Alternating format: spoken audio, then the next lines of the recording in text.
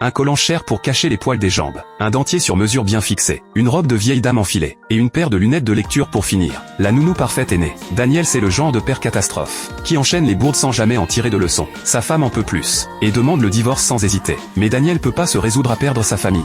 Alors il se déguise en nounou pour rester près des enfants. Comme il connaît sa famille sur le bout des doigts, il décroche le poste sans problème. Le lendemain, la super nounou entre officiellement en service. Les enfants regardent la télé comme d'habitude. Daniel l'éteint direct, arrache la télécommande des mains de sa grande fille, et la balance dans l'aquarium. Les enfants en restent bouche bée. Une nounou aussi culottée c'est carrément ouf. Daniel pose ses règles. De 15h à 19h c'est lui qui commande. Égare à ceux qui désobéissent. Les enfants se laissent impressionner, et s'y mettent sagement au corvée. Pendant ce temps Daniel se prélasse dans le canapé, à lire le journal en sirotant un jus de fruits. La grande fille craque rapidement, et l'accuse de les exploiter. Daniel lui retourne la question. Vous préférez faire le ménage ou vos devoirs? La réponse est évidente. Tout le monde monte dans les chambres. Daniel attaque le dîner. Sauf que ce mec a jamais mis les pieds dans une cuisine. Il balance n'importe quel ingrédient. Attrape une casserole bouillante à main nue. La cuisine vire au chaos total. Il essaie de goûter un bouillon, et met le feu à sa fausse poitrine.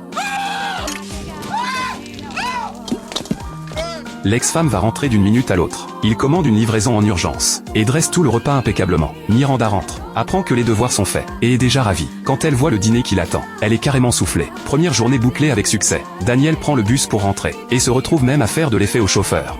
I like that Mediterranean-looking women.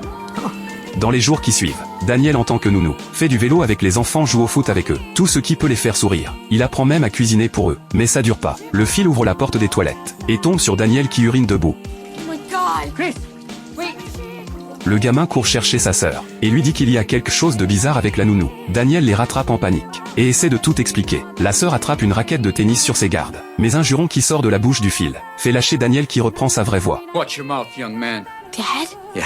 Et voilà, il est démasqué par ses propres enfants. Daniel les supplie de rien dire à leur mère, et de faire comme si de rien n'était. Le soir en rentrant chez lui, il tombe sur l'inspecteur désigné par le tribunal. Daniel l'appelle par son nom sans réfléchir, sauf qu'il est encore en tenue de femme. Il invente qu'il est la sœur de Daniel venue d'Angleterre, et fait entrer l'inspecteur dans l'appartement. Il file se changer en vitesse, et lui présente sa sœur anglaise. Mais l'inspecteur entend parler d'Angleterre, et demande à la sœur de préparer une tasse de thé. Daniel repart se rechanger en courant, sauf que le masque lui glisse des mains et tombe en bas. Un camion de pompiers qui passe l'écrase complètement. Il voit vraiment pas comment s'en sortir. C'est là qu'il trouve quelque chose dans le frigo. L'inspecteur entre dans la cuisine,